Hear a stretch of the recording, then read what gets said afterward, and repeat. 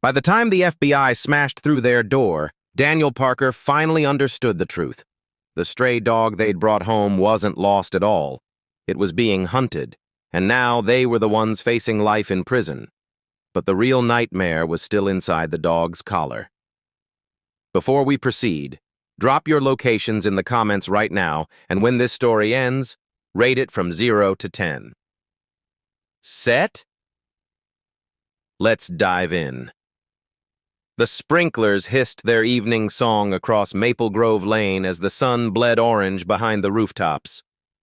Children shrieked somewhere down the block, their laughter mixing with the distant hum of a lawnmower. It was the kind of evening that made people believe nothing bad could ever happen in places like this. Daniel Parker stood on his back porch, coffee mug warming his calloused hands, watching his children play in the yard. At 42, he'd earned every gray hair threading through his dark scruff, most of them from the auto shop, a few from raising 2 kids. His jeans were stained with motor oil he'd stopped apologizing for years ago. "Dinner's almost ready," Eva called through the screen door. She wiped her hands on a dish towel, her long auburn hair pulled into a loose ponytail. There was always something slightly worried in her eyes, the permanent alertness of a mother and school teacher combined. Noah, 11 and already too observant for his own good, crouched near the fence, examining something in the grass. His younger sister Lily bounced beside him in her bright pink jacket, 6 years old and incapable of standing still. "Dad!" Noah's voice cut through the twilight. "There's a dog!" Daniel set down his mug. The animal emerged from the tree line like a ghost. A white poodle, coat impossibly clean despite the mud that squelched beneath its paws. It moved with strange precision, each step deliberate, calculated.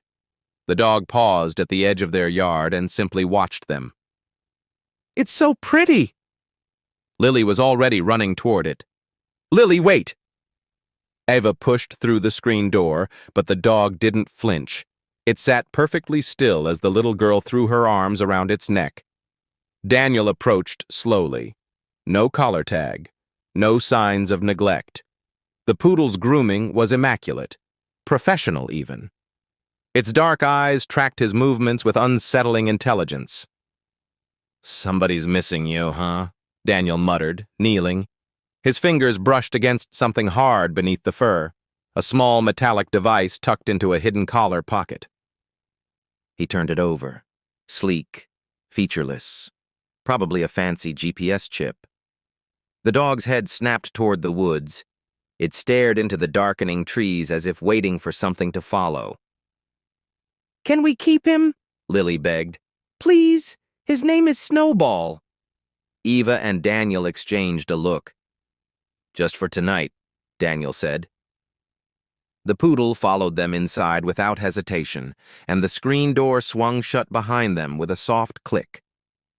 In the woods, nothing stirred, but the shadows seemed to lean closer. 3 days passed, and no one came for Snowball. Eva stapled the last flyer to the telephone pole outside the grocery store, stepping back to examine her work. The photo showed Snowball sitting regally on their porch, white fur gleaming. Found, white poodle, well-trained, no tags. Please, call if yours. She'd posted on every neighborhood Facebook group, called the local shelters, even checked the county's lost pet registry twice.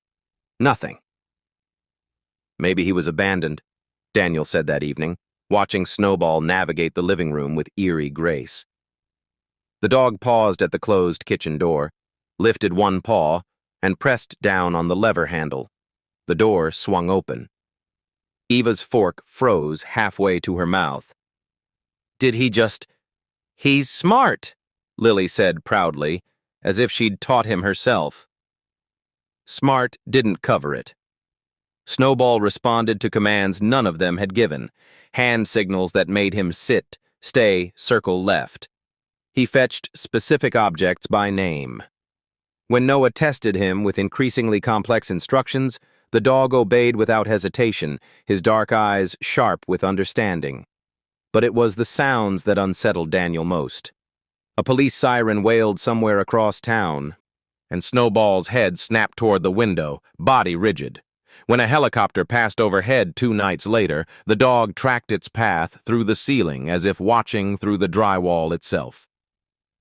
The nighttime wandering started on day 4. Daniel woke at 2 a.m. to find the back door cracked open, cool air bleeding into the hallway. Snowball was gone.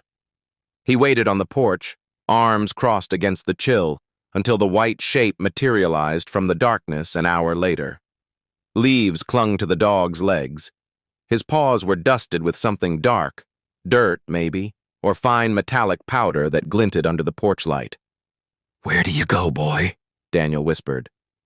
Snowball simply walked past him and curled up on Lily's bedroom floor as if nothing had happened. Noah noticed too. He'd started keeping a notebook, logging the disappearances. The strange reactions, the too-perfect obedience. But he said nothing. Snowball was family now. You didn't betray family. On the 5th night, Noah woke to a low growl.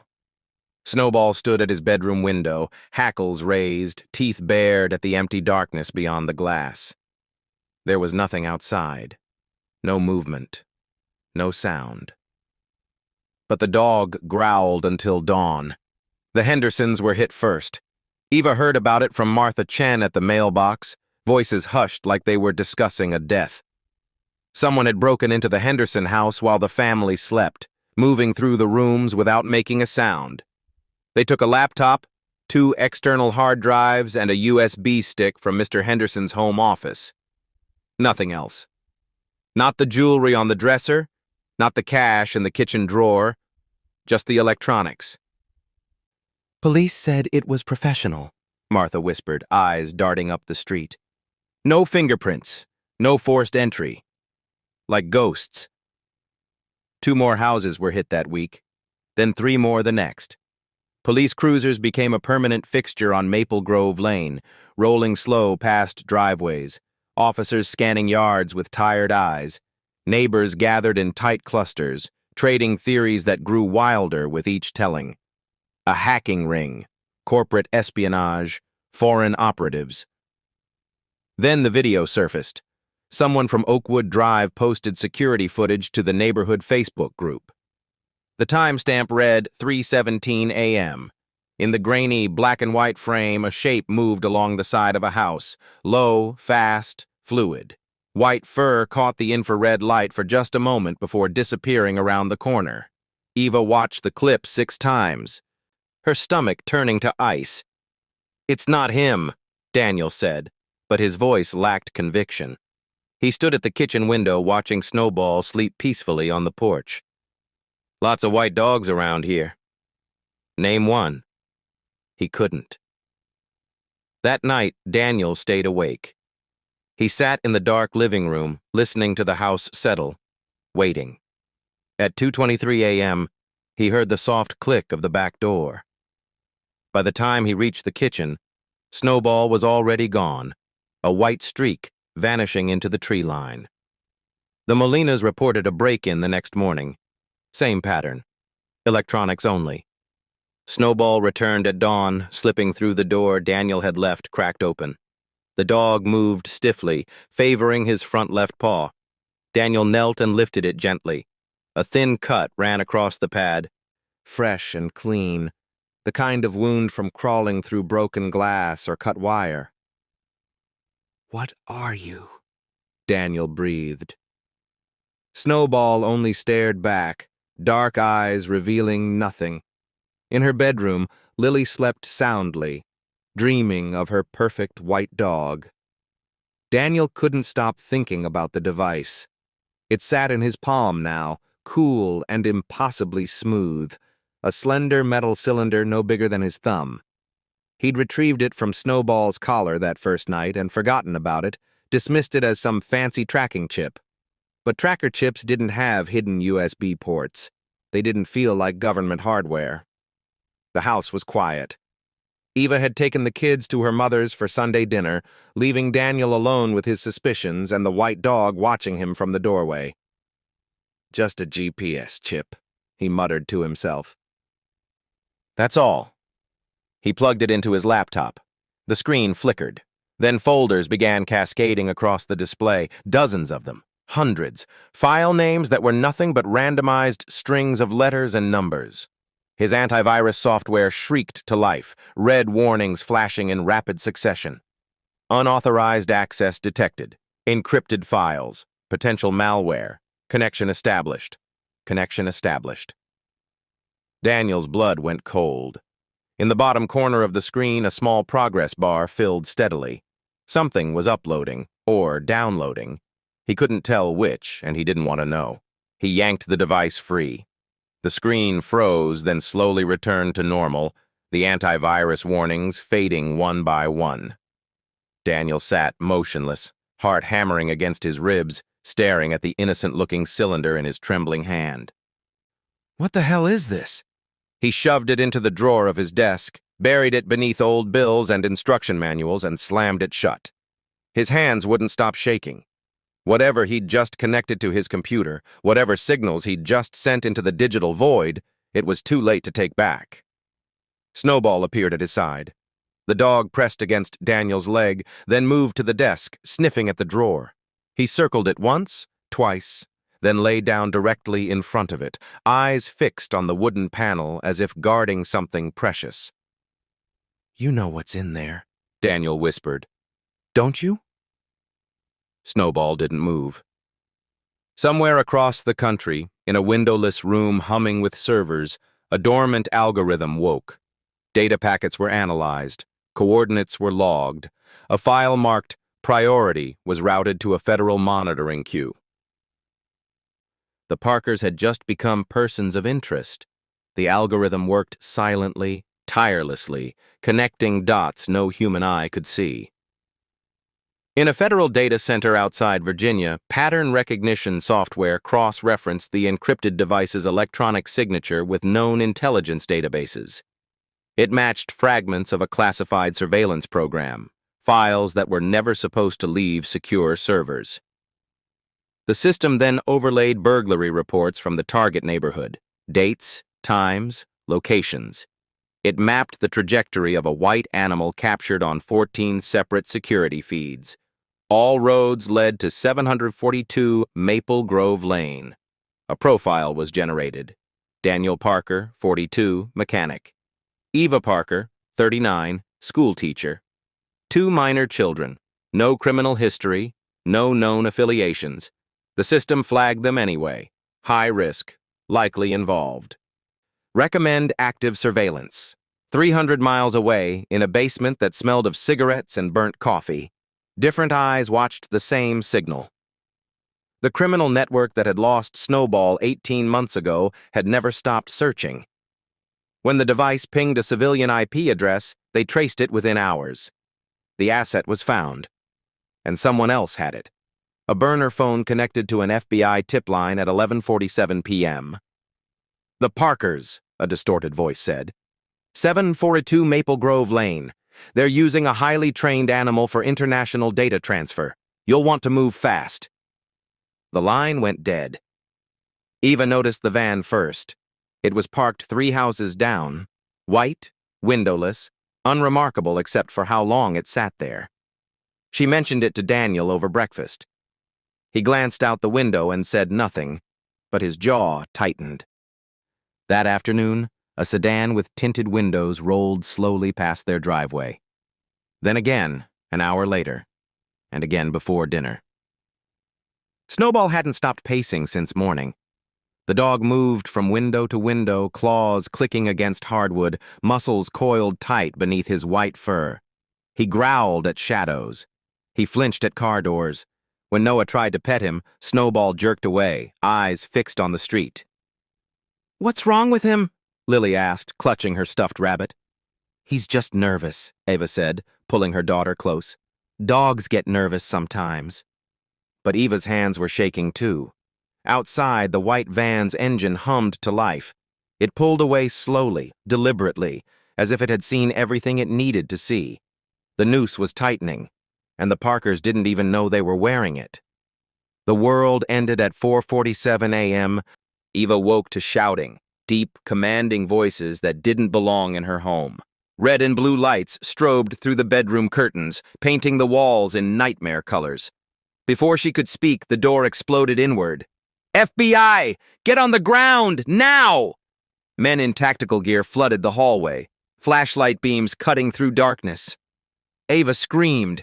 Daniel threw himself in front of her, hands raised, shouting words that made no sense. "We didn't do anything. There's been a mistake. Please, the children." They dragged him to the floor anyway. Lily's shriek pierced through everything.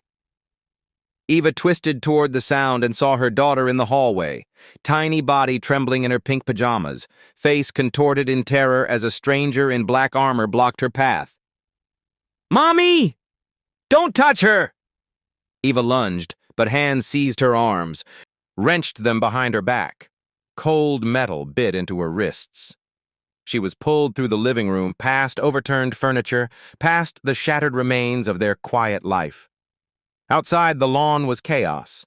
Cruisers lined the street, light bars blazing. Neighbors pressed against windows, faces pale and staring.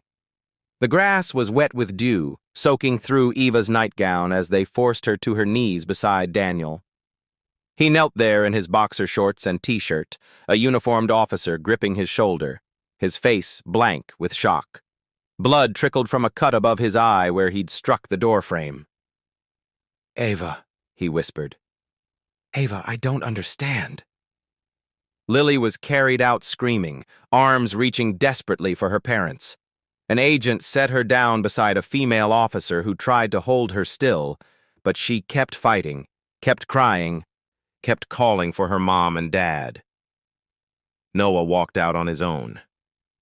11 years old, tears streaming silently down his cheeks, jaw clenched so tight it trembled.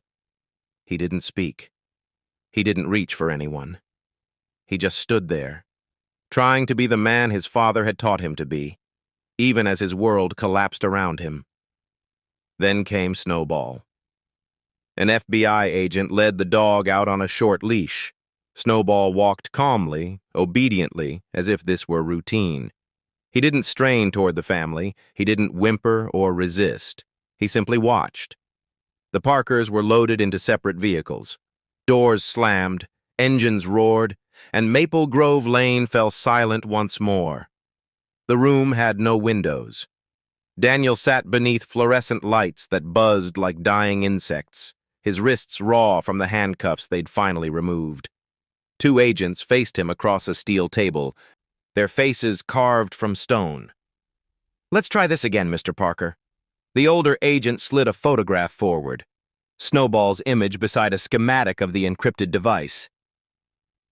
"You expect us to believe you just found a government-trained data courier in your backyard?" "I don't know what that means." Daniel's voice cracked. "He was just a dog, a lost dog. A lost dog carrying classified intelligence." The younger agent leaned in. "Who's your handler, Daniel? Who recruited you?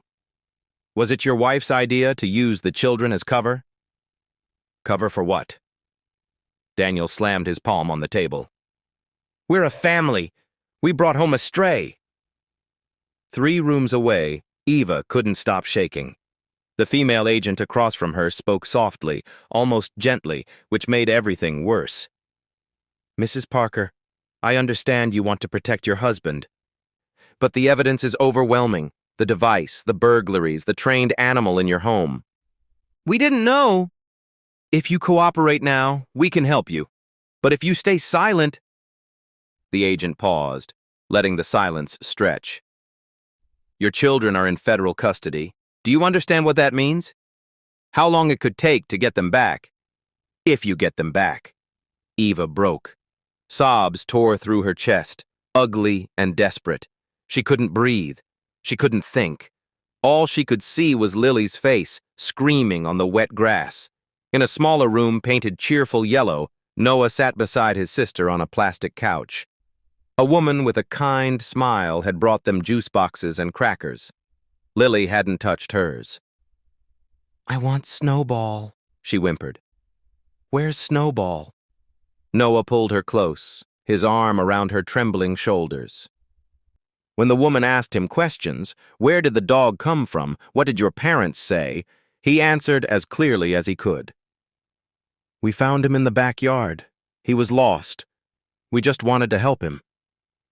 The woman wrote something down and said nothing. Somewhere in a federal laboratory, technicians in white coats scanned Snowball's microchip and cross-referenced his DNA against classified military databases. The truth was coming. But it wasn't coming fast enough. The call came from the federal lab at 2:19 p.m. Agent Morrison answered, listened for 30 seconds, and felt the blood drain from his face. He set down the phone and stared at the wall, processing what he'd just heard. Sir? His partner looked up from the case files. What is it? The dog. Morrison's voice was hollow. It's ours! Snowball's microchip matched a classified database buried so deep it required 3 levels of clearance to access. Project designation, Ghost Retriever. A military reconnaissance program using specially trained canines for covert data transport and surveillance detection. The dog had been assigned to a handler named Sergeant William Cross, killed 18 months ago during an off-book operation in Eastern Europe. Snowball had fled the extraction site. He was never recovered. Until now. The animal had been wandering for over a year, still carrying encrypted mission data in his collar, files that multiple foreign intelligence services and criminal networks had been hunting ever since. Morrison burst into the observation room where his supervisor watched the Parker interrogations through one-way glass. We need to stop. Now! What are you talking about? The Parkers are clean. Morrison thrust the lab report forward. The dog is a government asset. It escaped from a black operation. These people just found him in their backyard. They didn't know what they had. The supervisor read the report, then read it again. His jaw tightened. Get me the burglar from the Hendricks case. Now. They brought him up from holding within the hour, a wiry man with prison tattoos and nervous eyes. He broke in under 20 minutes. We weren't after the family, he spat, handcuffs rattling against the table. You think we care about some mechanic and his kids? We needed the dog. It had files worth millions on the black market. The Parkers were just... He laughed bitterly. Wrong place, wrong time. Unlucky foster parents. The interrogation rooms fell silent. In separate cells, Daniel and Eva sat alone, still believing their lives were over. They didn't know that 3 floors above them, agents were scrambling to undo a catastrophic mistake. The case against the Parker family collapsed like a house of cards in a hurricane. But no one had told them yet. They came home to a house that no longer felt like theirs. The front door hung crooked on its hinges. Furniture lay overturned. Drawers had been emptied onto floors, closets gutted, mattresses slashed open for inspection. Eva walked through the wreckage in silence, stepping over broken picture frames and scattered clothes. Daniel carried Lily, who hadn't stopped clinging to him since they left federal custody. The neighbors watched from behind curtains. No one waved. No one came to help. 3 days later, a black SUV pulled into their driveway. Eva saw it first. Her hand found Daniel's arm, fingers digging in hard enough to bruise. Noah pressed his face to the window. Lily ran to the door before anyone could stop her. Snowball! 2 federal handlers escorted the white poodle up the walkway. He walked calmly between them, fur freshly groomed, eyes bright and alert. When Lily dropped to her knees on the porch, Snowball nuzzled her face gently, tail wagging once. Just once. The older handler cleared his throat. Mr. and Mrs. Parker, I'm sorry. We can't leave him with you. Ava's voice broke. He's our dog. He's a government asset. The words were clinical, rehearsed. His training makes him unsuitable for civilian life. He'll be reassigned to a secure facility. Reassigned? Daniel stepped forward. He's not a piece of equipment. He's... I understand this is difficult. The handler didn't understand anything. Noah bolted off the porch.